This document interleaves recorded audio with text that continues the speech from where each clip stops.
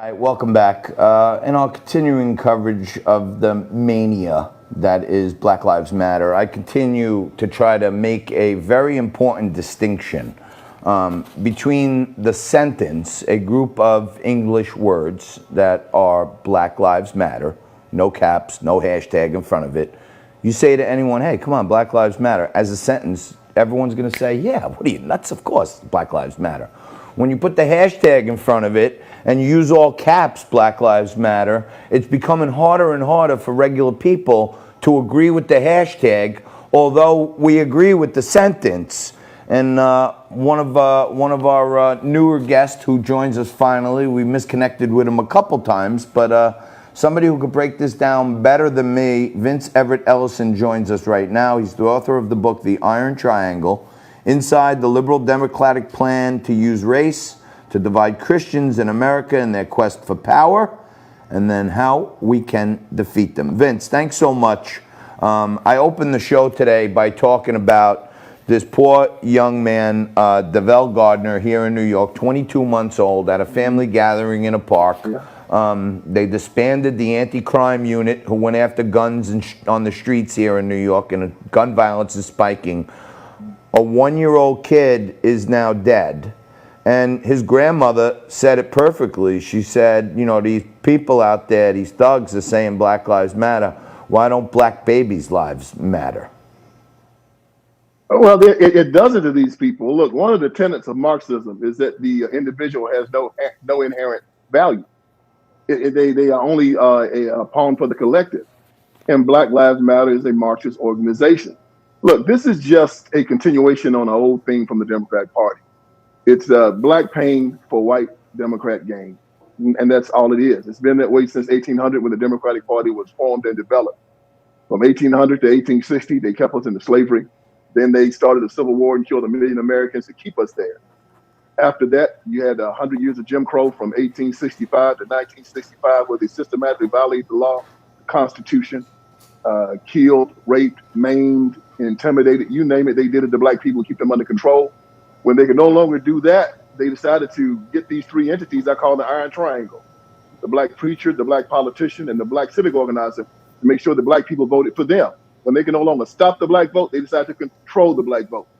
So the Iron Triangle is there now. And when they can no longer stop us from voting, now they control the vote. But they have to always commit murder. So they now have a legal way to do it through abortion. Yeah. The Democratic Party is the same party they've always been. They've been a vicious, evil, dark party. And this is just continuation: burning, looting, killing. When have they not done it? They've always done it. Hey, Vince. They've caused every riot in America. Hey, Vince, I've been trying to shout this from the rooftops every chance I get, but, you know, 14th Amendment, 15th Amendment, the votes to end slavery, 100% of Republicans voted to end slavery, 0% of Democrats. The vote to give freed slaves and every man the right to vote, 100% of Republicans voted for it, 0% of Democrats. How have they been able to erase all of the ills they have done and somehow turn themselves into the party of minorities when they were against all of the advances that minorities made? Well, this is cognitive dissonance, the Stockholm syndrome. I do a whole chapter on it. It explains it to the T. It explains how they've done it. But it started in the civil rights movement when they decided to use the black vote to take over the Democrat Party. Let me explain. The liberals were out of sync everywhere. Nobody wanted them. You had a hodgepodge of anti-Christian, pro-gay, feminists, you name them, and they were all together, and they decided to take over the Democrat Party. How did they do it? There were 6 million latent black votes not being used in the South, and they decided to get those votes, and they infiltrated the civil rights movement. Matter of fact, they started it. And they put these Marxist tenets in the civil rights movement that taught black people to depend on government. If you look at Martin Luther King Jr.'s I Have a Dream speech, I went to the Lorraine Motel back in 2017 when all the kneeling from Kaepernick and the NFL players were going on. And I was wondering why. And I heard Dr. King's I Have a Dream speech. I'd heard it 1,000 times, just like you. But this time I heard it in a context that I had not heard it before. He said in his speech, 100 years after the Emancipation Proclamation, the Negro is still not free. That was not true. We were born free.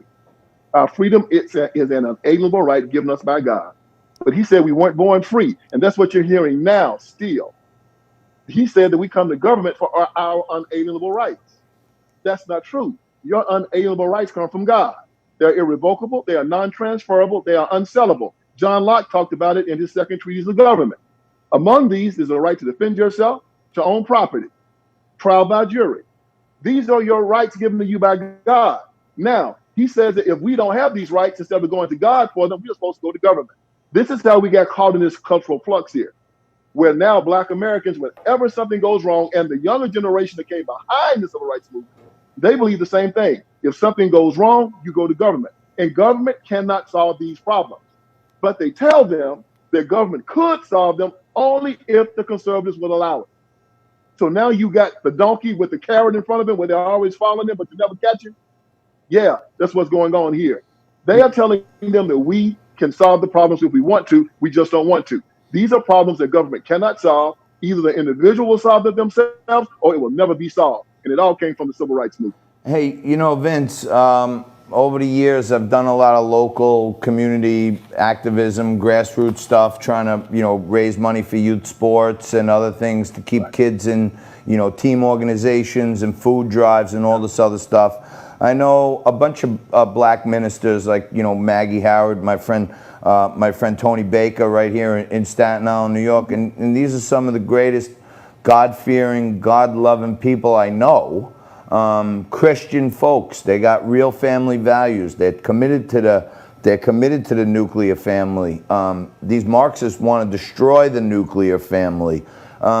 Why do a vast majority, I'm not saying those people are supporters of any political candidate, but why do a vast majority of Christian African-American voters vote for an anti-Christian party like the Democrats? It's two reasons.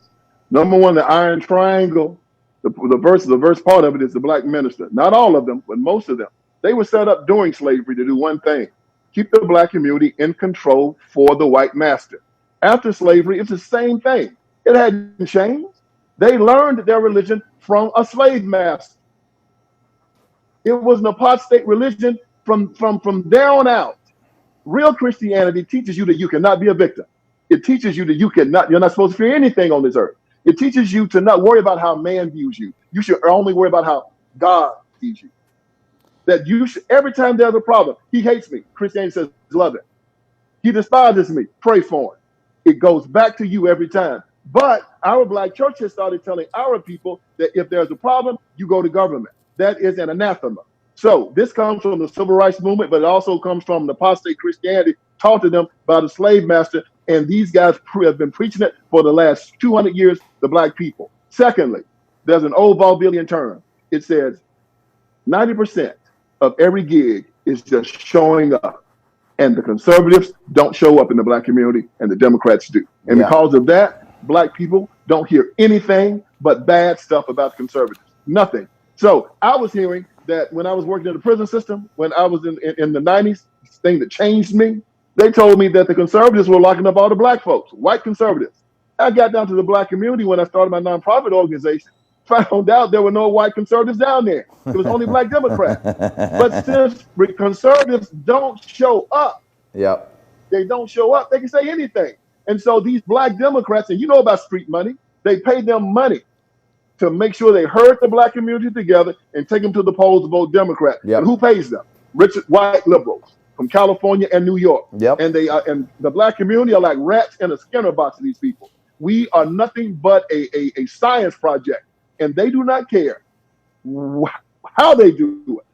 Drugs, alcohol, bad schools. I agree with you. I agree with you. Now listen, we got a minute left here.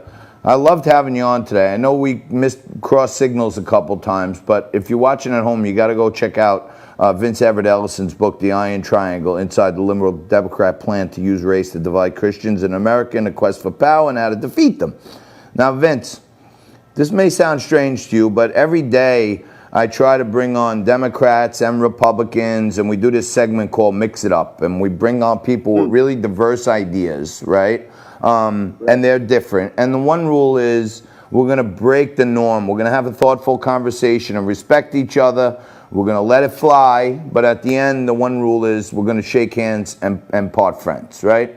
I've been having a person who's a big advocate of BLM, Lisa Durden. She's quite animated.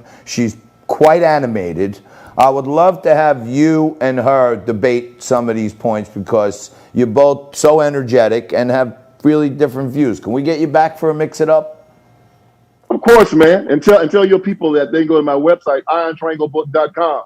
irontrianglebook.com. Okay. And a tree is known by the fruit it bears. All right. And if the black community is rotten, the tree was rotten. All right. We'll leave it there. Vince Everett Ellison. Go to irontrianglebook.com. We'll see him again soon. We'll see you in just a couple of minutes when we wrap it up right after this.